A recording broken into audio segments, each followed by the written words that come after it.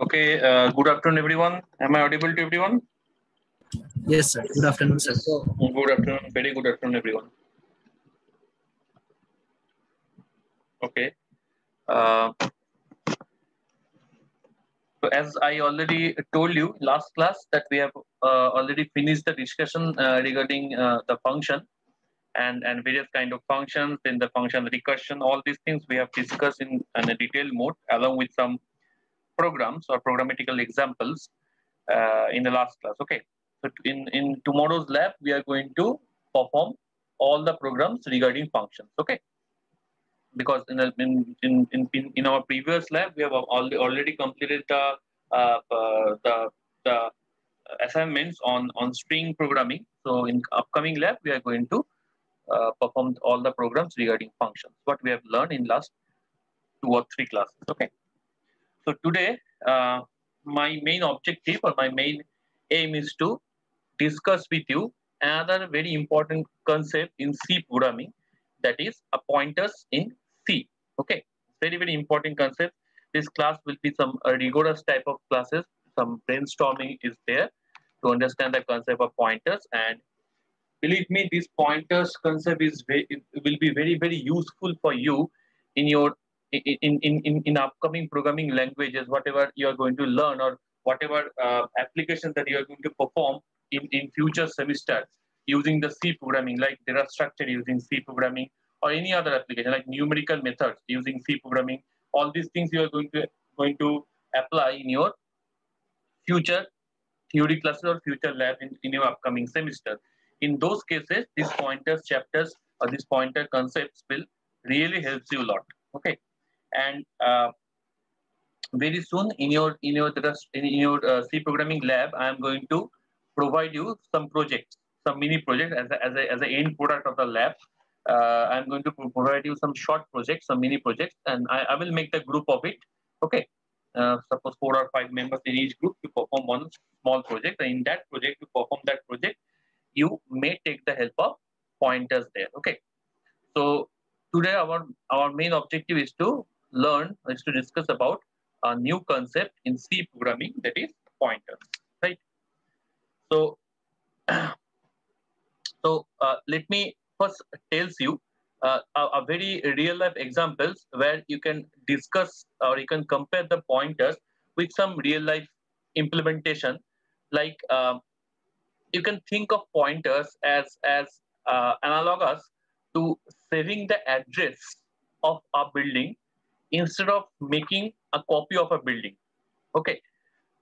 Uh, let me tell you more specific way. Suppose you want to find a specific person inside a building. Okay, there is one building in front of you, and you want to find a specific person inside of that building. That is your objective. Now, rather than duplicating the entire building, that means including all its contents, you are first make a duplicate of that building, and then checking if the person is inside of it or not, because you don't want to hampers the actual building. Suppose the person, if you want to find whether that person is present inside the building or not, suppose you have to break some of the doors of the building. Okay, so you don't want to do that with the original building, right? So if you have a computer system with you, what the thing that you need to do, you have to first make a copy of the building, of the original building, with all its contents inside of it.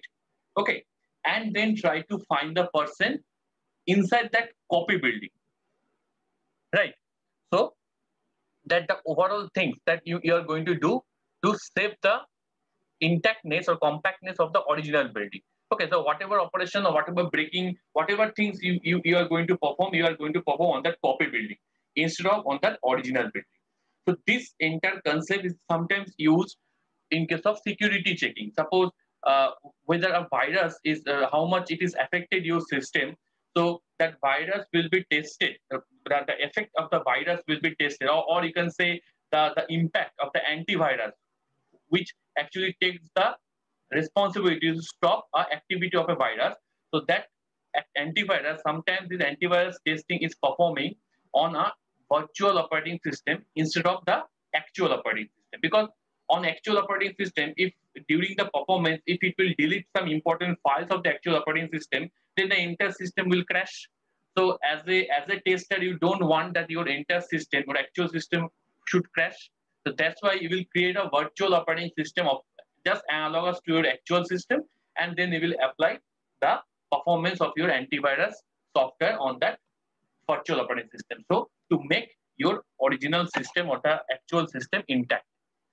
So this is the way that you are actually performing to find that the address of that person in that original building. Okay, copy a building and then break the doors to find the address of the person. So pointers will actually remove the overall headache, because this is a large headache to copy the entire building along with contents. It will actually take not only time and effort, but it will actually take a too much cost as well to make a copy of the entire building again, right? So pointers in this scenario, pointers will play a very active role, that by the help of pointers, you are able to directly find the address of that person which is situated or located inside that building.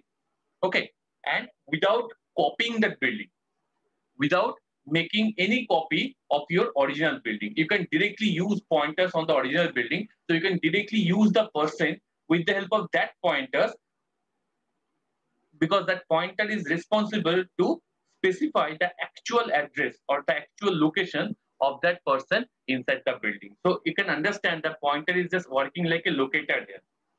So this is an overall example where you can apply the concept of pointers instead of making the copy of the original building. I hope this real life example is clear to you, right? So as per the definition of the pointers, we can say that what is a pointers? So pointer is a derived data type in C. So while I discussed about the classification of the various kind of data types, I discussed there that there are some broad classification of data types like primitive data types, then derived data types. Okay, so in primitive data types there are integer, character, float. If you remember, in case of derived data types there are functions, array, pointers. Okay, so pointers is a derived data type in C programming, and C programming and pointers contains the memory address of a particular variable or a corresponding values, because variables are generally used to store values. So there should be some address in which memory location you are going to store your value in your main memory or in the RAM. That memory location address or that memory location will be contained by a special type of data type or special type of variable, which is called a pointer or a pointer variable. That's why I have told in case of that real world example that that pointer is main job to find the actual location or actual address of the person inside that building. Okay, so it is acting like a locator or acting like a address finder. Okay, so here in case of computer system, in case of C programming, pointers is working like a variable whose main job is to store the address of a value or an address of another variable. Okay, so pointer is a variable whose main job is to store the address of another variable, right? So since these memory addresses are the locations in the computer memory where program instructions and data are stored, pointers can be used to access and manipulate data stored in the memory. So one thing you should remember, unlike the normal variables, pointer variables are working on the addresses of that particular variable. I have already told pointer variable is such a variable which actually used to store the address or memory location of another variable. So whenever you are working with the pointer variable or you are playing with the pointer variable, that means you are playing with the memory locations or you are playing with the addresses instead of values on that of that variable. Okay, clear? We will see how we can discuss the pointers or how we can define the pointers. So pointers are more efficient in handling arrays and data tables. So these are some benefits of the pointers in terms of the programmer. Okay. So pointers are efficient of handling arrays and data tables. Pointers can be used to return multiple values from a function via function arguments. So one thing I think you have understand what is the return type in a function. So in the last class, I have already told that we are returning some value in a function, right? Like this. In functions, we're returning one value.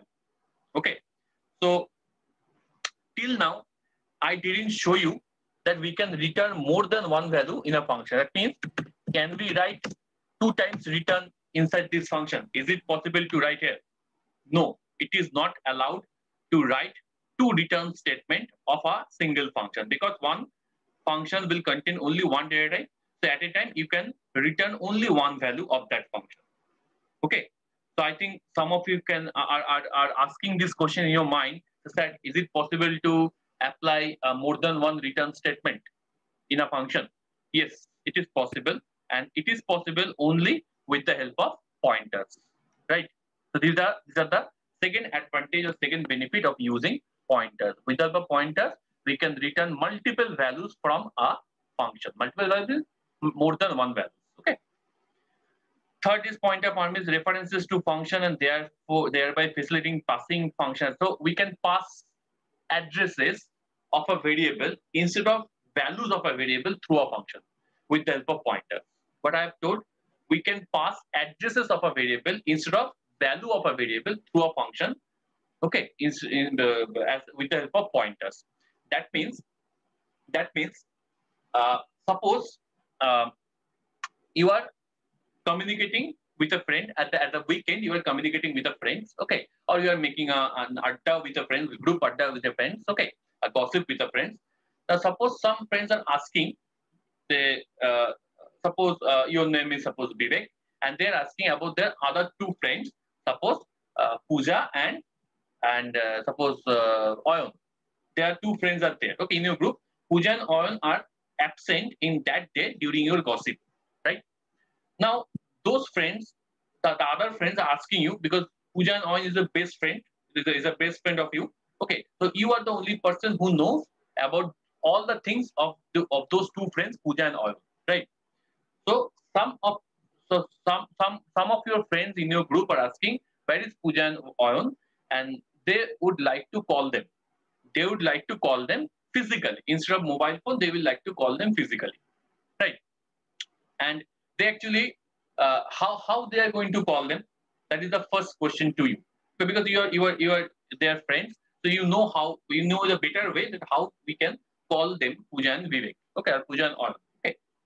So now you are telling you can call them by their names, okay, you can call them by their names, because suppose in a locality they are staying, in that locality you can search them by their names, the where Pooja is located or where Pooja is staying and in which building Owen is staying.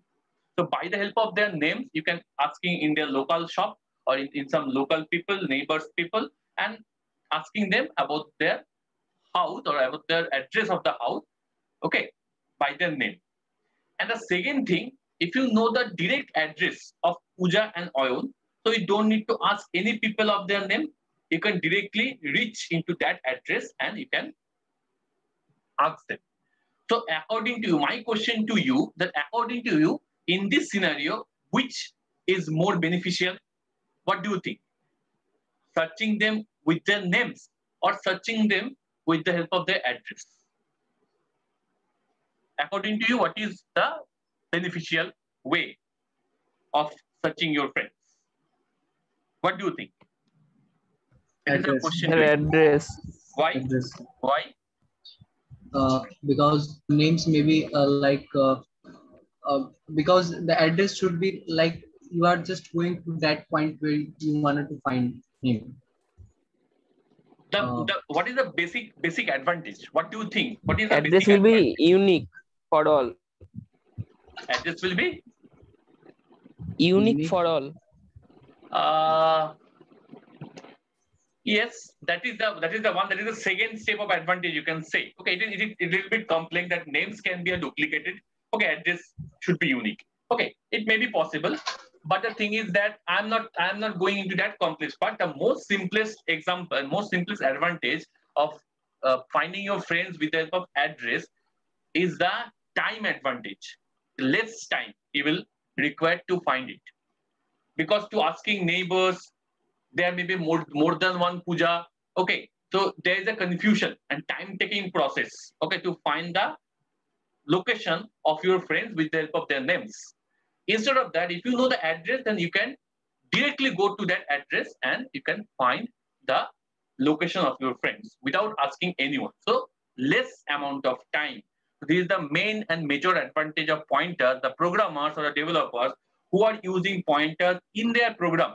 The program may be complex in terms of instructions. The program may be complex in terms of number of instructions, but that doesn't matter because at the back end, the pointer is always working faster than the than directly the variable or directly by the values. বুঝতে পারলে?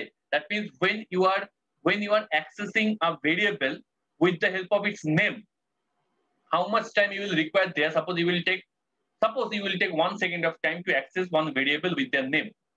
Okay, and obviously you will have much less amount of time if you access the same variable with the help of its memory location or its address.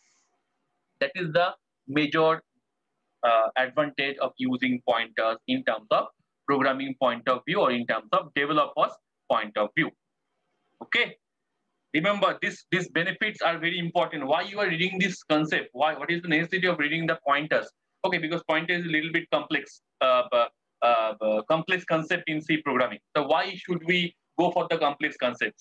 Okay, because this is the reason we can go for the complex concept. Not only that, in some of the operations, we cannot handle those operations or we cannot access those operations without the help of pointers. As for example, in case of dynamic memory allocations, dynamic memory allocation is one of the very interesting operation in C by the help of which you can dynamically allocate memory, okay, instead of static allocation. Till now, whatever array you have created or a static allocation of array, that means you have to specify the size of the array or there should have some by default size of the array.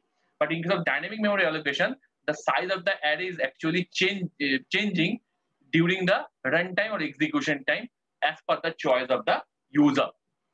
Okay, as per the choice of the user. There should not be any time bound or size bound or size limitations in case of dynamic memory allocation. So if you want to perform dynamic memory allocation in case of C programming, then you will have to know how to use how to use pointers. Okay, array to dorkari, but how to use pointers with array. Because without the help of pointers, you are not able to perform dynamic memory allocation. In future, in next semester, you are going to learn the subject data structure, where you are going to create a very, very efficient data structure that is linked list. Okay, over array. Okay, array is one data structure that you have already learned in this semester. In the next semester, in data structure subject, you are going to simply apply that array data structure. Okay, but beside array, you are going to learn one very new data structure in data structure subject in the next semester, that is linked list. The name of the data structure is linked list, LINKED, linked list, LIST. And linked list data structure creation can only be possible with the help of pointers. Without the help of pointers, linked list cannot be created. So in some of the applications, there is a major role pointers are playing. So that's why you have to understand the concept of pointers in C programming. Okay, so look, all the things has been here. Okay, dynamic memory management. Dynamic memory allocation, calloc, malloc, realloc. These three functions are generally used for dynamic memory allocations. Okay, then these are the data structure that you are going to learn in the next semester: linked list, queues, stack, trees, where you can use the pointers concept. Okay, then pointers reduce length and complexity of programs. Okay, and they increase the execution speed. That is the very important. The thing that I have already told you in terms of the real life example of finding or searching your friends, Ayan and Pooja, right? The execution time or execution speed will be increased. These are the benefits and advantages. Listen, in case of in multiple on-campus interview, the interviewer will ask a question: what is the benefits of using pointers? And 90% people can't give the answer. Okay, so you have to understand the benefits of a pointers. Okay, I think all the benefits have been understood by you very clearly. Now, the computer's memory is a sequential collection of storage cells. Each cell is commonly known as bytes, has a number and called address associated with it. Each and every memory has an address associated with that memory cells, right? And that address has been specified by the CPU itself. We have no control to specify the address of its memory location. It's totally control of the CPU. Okay. Now the last address depends on the memory size. Let's tell you in case of memory collection how the addresses will be stored. I have already discussed in case of array. If you remember, one formula I have told during the array address specification, base address plus the size of the variable into the derived size. So these things I have already discussed. Okay, so how to find array. So this is an example of a pointer. You can say a drawing of how we can use the pointers. So we define a pointer variable, right? How we can define a pointer variable? First, we can define a pointer type, data type, on which type of pointer variable you want to store within that variable. Okay, within that pointer variable, which type of variables address you want to store within that pointer variable. So based on that, the type of the pointer will be specified. If you want to store a integer variable address inside a pointer variable, then a pointer variable will be specified as a integer pointer variable, right? So data type, then we will use a star. Okay, data type, then we will use a star. There is a pointer variable formation syntax. Data type, then star. This star is called you can say it's a unary operator. Okay, this is a unary operator. Okay, and this star is here. It is different. It is not using here as a multiplication operator. Please don't mess it up. Okay, this is called operator overloading. Operator overloading means one operator can perform multiple tasks. The similar operator, but that operator can perform multiple tasks. So this is an example of operator overloading because star can be used as a multiplication and star can be used as a pointer to represent a pointer variable here. So here this star is represent a pointer variable. Please remember there should be a space between the data type and the star. There should be a space, blank space between the data type declaration and star. It will look like this. Int star p. So it is a pointer variable whose type is integer. So it's an integer type pointer variable. In a similar way, you can also declare a float type pointer variable to store the address of another float variable within it. To store the address of another float variable within it, which has been written here. Okay. Or you can say this is the pointer variable p, which points or that points to an integer data type. Okay. So in C, every variable must be declared its type. Since pointer variables contain address of separate data type, they must be declared before use them. The declaration of pointer variable takes the following form. This is the following form of representing a pointer variable. Now, in case of pointer variable, there are some other factors that you will have to understand. Suppose this is a variable named x, whose content is 547. It's an integer variable whose content is 547, right? So obviously this x integer variable will stored into some specific memory location in your memory. Suppose the memory location is 4000, right? Now you are going to create a pointer variable whose name is ptr, where you are going to store the address of the variable x. So what is the value of the ptr right now? The value of the ptr, the contents of the ptr is the address of the variable x. Why? Because this ptr is actually holding the address of the variable x, because we have assigned the address of variable x into the pointer variable ptr. Okay, and obviously the pointer variable ptr also has its own memory location because it's a variable. So it also has, just like x, it also has its own memory location. Right? Your conception need to be clear here first. Okay, let me write one small code for you. Your conception will be clear. So in this case, here I have defined one variable integer star p. Which kind of variable it is? It is a pointer variable because I have used this asterisk sign or unary operator star to represent the pointer variable. Okay. Please remember, this star is also called dereferencing operator. Here the star is also called dereferencing operator. Remember it. Dereferencing operator. Now, here I have declared one integer variable a equal to 10. Now, what is the job of the pointer variable? I have already told as per the definition, pointer variable is such kind of variable which will hold the address of another variable. So, I have declared an integer pointer variable here. Obviously, this variable is capable to store the address of another integer variable. So suppose it is capable to store the address of A. How can I store the address of A? This is the statement by the help of which we can store the address of A inside the pointer variable P. I think all of you are familiar with this operator. The name of this operator is address of operator. I have already discussed about it, whose main job is to fetch the address of the variable which actually stored inside a memory. Okay, so this A has some memory location or some memory address. This ampersand operator along with A will actually fetch that memory address and assign it into a pointer variable P, because it's assignment operator. So it actually fetches the address and assign it into a pointer variable P. Clear? So just omit these two lines right now for the time being. Omit these two lines for the time being. So if I'm going to print P, if I'm going to print P with %d sign, and if I'm going to print star P, what value we will get? First, if I'm going to print P, first, if I'm going to print only the value P, so P will hold the address of which variable? A variable. Right? So P will represent, or P will print what? The address of A variable. That is totally user CPU specific. CPU will tells you the address. We don't have any type of intervention to select the address. Okay, it is totally job of the CPU. So if we run our code, so this is the address that CPU has been specified to store the variable A in your memory location. 6487572.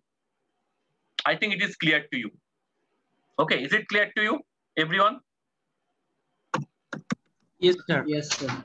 Suppose I am going to store another variable, okay, B equal to 20. And suppose I am going to declare another pointer variable here, suppose R, okay. And I will do the similar kind of job here. Use the pointer variable R to store the address of B and print it.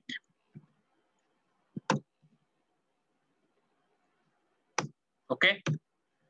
So this R is actually holding the address of B variable and P holding the address of A variable. Obviously, these two variables must have two separate memory location. Okay, they should not have the same similar memory location. So that's why this R and P must have two different addresses. Okay, let's check it out. The address of P equals to and the address of not P. I mean P are A because P is a pointer variable. It actually stores the address of A and B. Okay. So this is the address of the B variable and this is the address of the A variable, right? And this specification is totally depends on the memory location. I'm telling again, this specification is totally depends on the memory location. So if you are handling array or accessing array with the help of pointer variable, then the address will be in sequential form from one element of the array to another element. But if you are using two separate variables or two separate integer values or integer variable, obviously their addresses are totally specified by the help of CPU itself. We don't have any kind of intervention to control the address of those two variables. Okay. Now, one new thing that I need to discuss. Here, I am going to